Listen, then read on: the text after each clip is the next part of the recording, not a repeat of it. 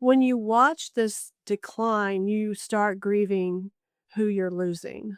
People who care for someone with dementia, they call it the long goodbye, because you're watching this individual just decline like this and you're losing that person.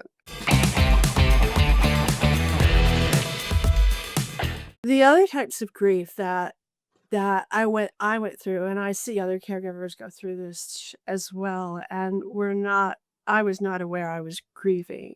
It's really what's termed anticipatory grief. And with a parent or a spouse, someone you love dearly like this, when you watch this decline, you start grieving who you're losing. People who care for someone with dementia, they call it the long goodbye, because you're watching this individual just decline like this and you're losing that person.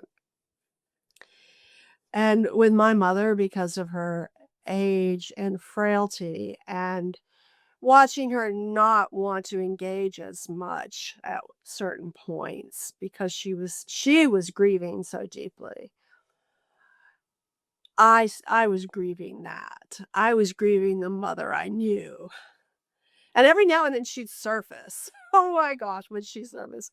She, she like I said, she's pretty witty and kind of acerbic at times. And she would introduce me occasionally because she was kind of pissed off at me for making some of her decisions, which I tried to partner with her on. But at one point, I just had to step in, and she would sometimes introduce me. She'd say, "Oh, this is my mother, my daughter," which was like a stab. Yeah, so when that part of her would surface, even though she was digging at me, I would kind of rejoice in it. Okay, there she is. She's still in there, you know. But I did grieve what I was losing in her, and then I grieved when she decided to just take that wheelchair on. She didn't have to. She could still walk. She made that choice that she didn't want to try that, and that was grieving. And of course, I mean, the obvious grieving of her death. And then the final part of the grief for me was the loss of my role as being her caregiver. I I was I was like a boat in the water without an oar. So this is a concept that tell me if I'm wrong, I imagine surprises people the most, Yeah. where someone may say, well, it's expected that I'm going to grieve the loss of someone, Mhm.